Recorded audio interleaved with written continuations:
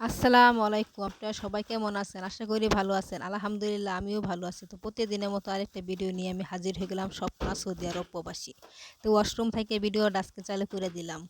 কেন ওয়াশরুম ধুইতে আমার খুবই ভালো লাগে। বেশি করে সাবান দিয়ে ধুই তো সেইজন্য। ঠিক আছে? আসলে বেশি করে সাবান দিলে কখনোই পোকা-টোকা আসবে না। ঠিক আছে? টয়লেট ভালো থাকবে এমনকি সাপ আসবে না। সেজন্য বেশি করে সাবান দিতে বলে মহিলা আর আমিও দিয়া পরিষ্কার করি। আপনারা হয়তোবা বলবেন যে আপনি টয়লেট পরিষ্কার করেন সেটা আমাদের মাঝখানে শেয়ার করেন কিসের জন্য? এটা তো ভালো ভিডিও না। না আপু এটাই ভালো ভিডিও। এখানে শেখার অনেক কিছু আছে। আপনার টয়লেটটা তো আপনি সুন্দর করে ধুইতে পারবেন নাকি? শিখতে গেলে অনেক কিছু আছে। আমার বাংলাদেশে অনেক বোনেরা আছে তারা বলে, "আমরা কি টপিকে ভিডিও করব? আমরা তো টপিক খুঁজে পাইতেছি না। কি শুট করব? আমরা তো শুট করা পাইতেছি না।" আমার একটা বাসা আছে যেটা ভিডিও করলেই সে অনলাইনে দিতে পারবে। তারা বলে ভিডিও খুঁজে পায় না। ঠিক আছে? তো আমার ভিডিওগুলো সবসময় ফলো করবেন। আপনারা দেখবেন যে কাজ নিজেই খুঁজে পাবেন। এই টপিকগুলা কিন্তু আমি নিজেও খুঁজে পাই নাই। আমি যখন বিদেশীদের ভিডিওগুলা দেখি, তারা কি ছাড়ে, তাই আমি দেখে শিখে আজকে আপনাদের মাঝখানে দিয়ে দিচ্ছি। একটা জিনিসের প্রতি যদি আপনার অভিজ্ঞতা না থাকে, আপনি যতই চেষ্টা করেন পারবেন না। ঠিক আছে?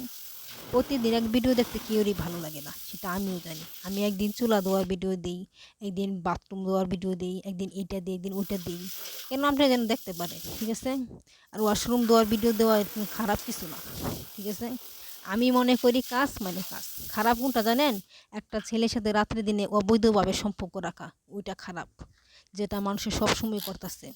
ভিউ লাইগা, লাইকে লাইগা ইচ্ছা মতন যা খুশি তা করতেছে অনলাইনে। ওইটা খারাপ।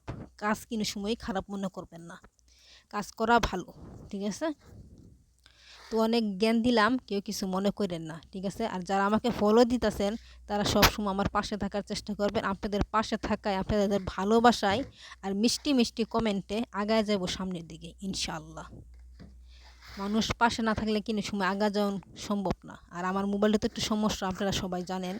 আমার মোবাইল যখন ঠিক থাকে তখন আপনাদেরকে আমি সবাইকে লাইক করি। আর আমার জন্য সবাই একটু বেশি করে দোয়া করবেন। মনের দিক দিয়ে বলেন, পারিবারিক দিক দিয়ে বলেন, সব দিক দিয়ে আমি অনেক দুর্বল। ঠিক আছে? মানে ব্যথা দেওয়ার মানুষ আছে কিন্তু সান্ত্বনা দেওয়ার মানুষ নাই। সেজন্য বলি আমাকে জন্য বেশি করে দোয়া করবেন। আমি যেন সামনের দিনগুলা সুন্দর মতন কাটাতে পারি। কেউ পাশে না থাকলেও দিন কাটবে আর কেউ পাশে থাকলেও দিন কাটবে। দিন আর সময় কেউ জন্য বসে থাকে না।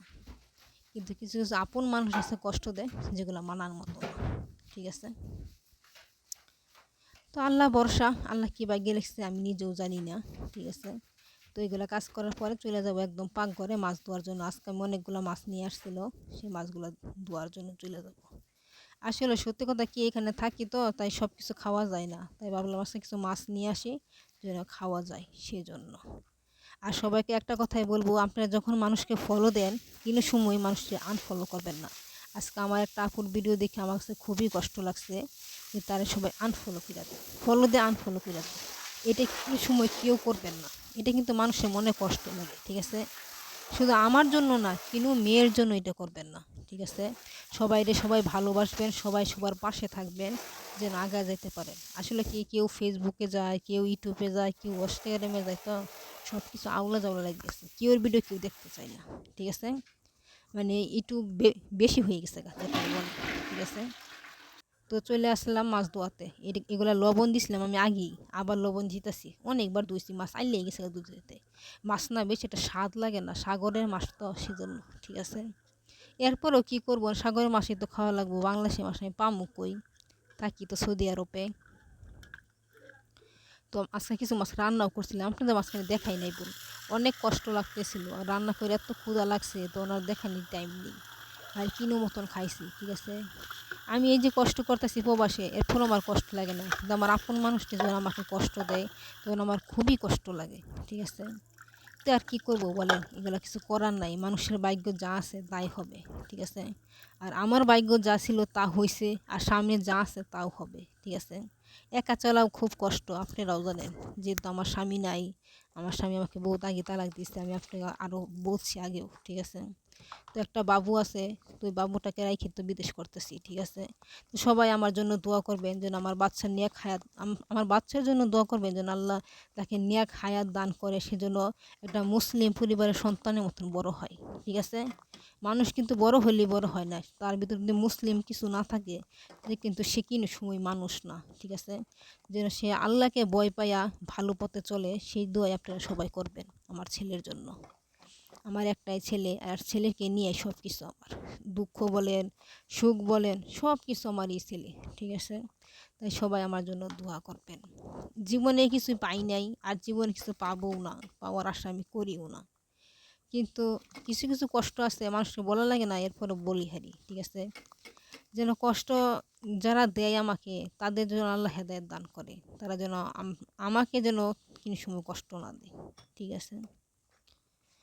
আল্লাহর কাছে আমি বলি যারা আমাকে কষ্ট দেয় তারা ভালো থাকুক, অনেক ভালো থাকুক, আল্লাহ তাদেরকে এতই ভালো রাখুক যেন কোনো সময় আমার কথা মনেও না করে, ঠিক আছে? তো আপনারা সবাই ভালো থাকেন, আমার জন্য বেশি করে দোয়া করেন যেন আপনাদের কাছে আমি সুন্দর সুন্দর ভিডিও প্রতিদিন দিতে পারি, ঠিক আছে? আর আমিও যেখানে আছি সেখানেও যেন আমি অনেক দিন থাকতে পারি সুন্দর মতন, ঠিক আছে? যেন আমার কোনো সমস্যা না হয় আমার জীবনে, ঠিক আছে? আসলে কি আমরা যেখানে থাকি প্রবাসে, এখানে তো কোনো রিস্কই নাই, যেহেতু আমরা অবৈধ না, কোনো রিস্ক নাই। কিন্তু এরপরও তো বুঝেন না, কাজকর্ম কত রিস্কে কাজ করি, হয়তো বা পড়ে গেলাম, যেকোনো একটা সমস্যা হলো, ঠিক আছে? তো আপনারা সবাই ভালো থাকেন, সুস্থ থাকেন। আসসালামু আলাইকুম।